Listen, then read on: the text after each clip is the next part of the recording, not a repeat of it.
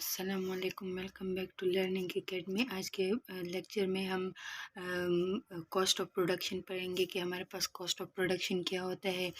तो पहले हम डेफिनेशन पे आ जाते हैं। The cost of production in economics refers to the expenses incurred by a firm or producer in the process of manufacturing a good or providing a service. यानी हमारे पास जो कॉस्ट ऑफ प्रोडक्शन होता है इकोनॉमिक्स में, वो एक expenses होते हैं, एक्सपेंसेस होते हैं, जितना भी एक्सपेंडिचर इनकर होता है एक फर्म या प्रोड्यूसर जो भी प्रोसेस करता है मैन्युफैक्चरिंग का, यानी हम एक गुड को बनाने के लिए जितनी भी मैन्युफैक्चरिंग प्रोसेस है उस पर जो भी कॉस्ट आ जाता है वो हमारे पास कॉस्ट ऑफ प्रोडक्शन कहलाता है। लाइक कि एक पेन है हमारे पास, तो इस पेन के बनाने में जितना भी खर्चा आ जाता है वो हमारे पास कॉस्ट ऑफ प्रोडक्शन कहलाता है। देयर आर डिफरेंट टाइप्स, फिर इसके हमारे पास डिफरेंट टाइप्स है। पहले फर्स्ट जो है वो है fixed cost.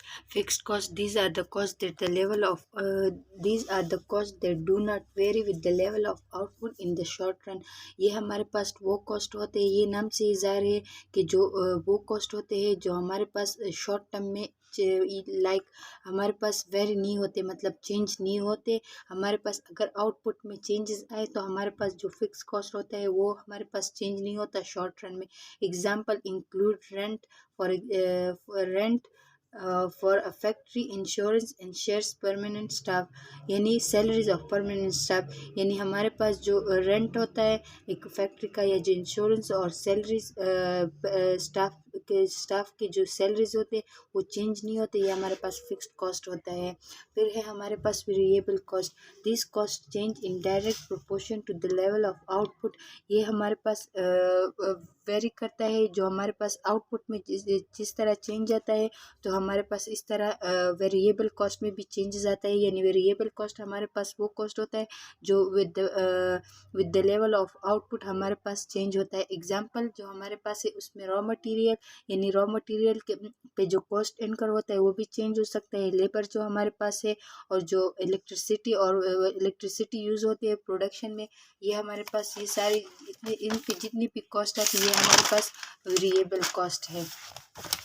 Total cost, this is the sum of fixed and variable cost. ये हमारे पास सम होता है, यानी हम वेरिएबल कॉस्ट और जो फिक्स कॉस्ट होता है उसको हम प्लस करके हमारे पास जो कॉस्ट आता है वो टोटल कॉस्ट होता है। It represent the overall cost of producing a certain quantity of output.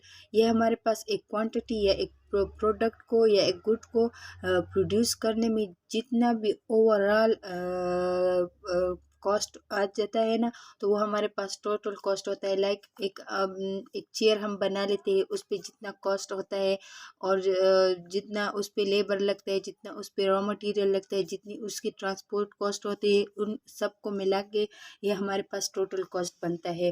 फिर है average fixed cost. Average fixed cost calculated by dividing total fixed cost by the quantity of output. यानी हमारे पास जो average fixed cost होता है ना, वो जो हमारे पास टोटल फिक्स्ड कॉस्ट को हम डिवाइड करते हैं क्वांटिटी ऑफ आउटपुट के। यानी हमारे पास जो टोटल फिक्स्ड कॉस्ट है, total fixed cost divided by quantity, यानी TFC हमारे पास टोटल फिक्स्ड कॉस्ट, और Q जो हमारे पास है वो लेवल ऑफ आउटपुट है। It decrease is output increase, ये हमारे पास डिक्रीज होता है।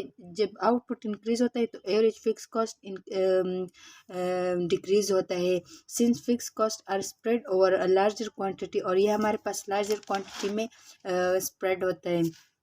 फिर है हमारे पास average variable cost. Average variable cost obtain by dividing total variable cost. जो हमारे पास टोटल वेरिएबल कॉस्ट होता है उसको डिवाइड करते हैं क्वांटिटी बाय आउटपुट। यानी हमारे पास जो क्वांटिटी है टोटल वेरिएबल कॉस्ट है उसको हम डिवाइड करते हैं क्वांटिटी ऑफ आउटपुट, यानी variable cost divided bye output. हमारे पास जितनी भी वेरिएबल कॉस्ट है उनको लेके डिवाइड करके आउटपुट पे डिवाइड करते तो हमारे पास एवरेज वेरिएबल कॉस्ट आ जाता है। इट जनरली डिक्रीज इनिशियली, यह हमारे पास फर्स्ट में डिक्रीज होता है but increase at higher level of production. जैसे ही हमारे पास प्रोडक्शन लेवल हायर होता है तो हमारे पास ये एवरेज कॉस्ट ज़्यादा होता है due to diminishing return.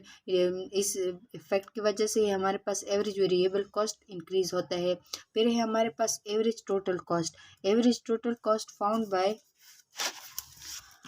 Found by dividing total cost by the quantity of output. हमारे पास जो एवरेज फिक्स कॉस्ट होता है वो हमारे पास क्या होता है कि जो हमारे पास टोटल कॉस्ट होता है उसको हम डिवाइड करते हैं लेवल ऑफ आउटपुट, यानी हमारे पास एवरेज कॉस्ट जो है is equal to total cost divided by quantity of output. ये हमारे पास इस तरह ऑब्टेन होता है। It is equal to the sum of average fix cost. ये हमारे पास इक्वल होता है, जो हमारे पास सम होता है एवरेज फिक्स कॉस्ट और एवरेज वेरिएबल कॉस्ट, इन दोनों को प्लस करने से हमारे पास एवरेज टोटल कॉस्ट आ जाता है।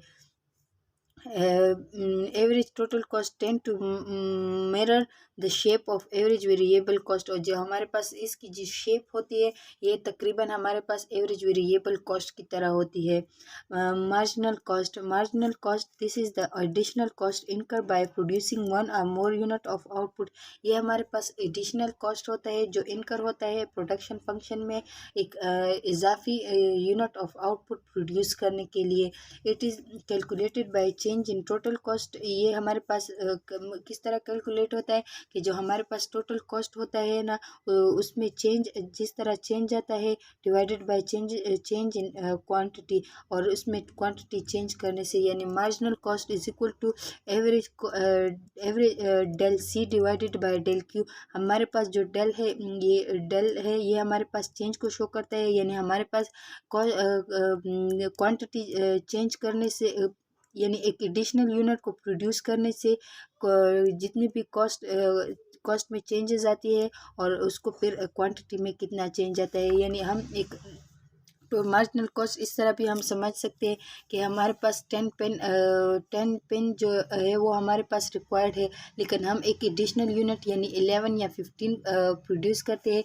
जो एडिशनल हमारे पास आ जाता है यानी 11 to 15, इस पे जितना भी कॉस्ट हमारे पास एडिशनल कॉस्ट आ जाता है वो हमारे पास मार्जिनल कॉस्ट होता है, और उसको हम MC is equal to del C by del Q से कैलकुलेट करते हैं।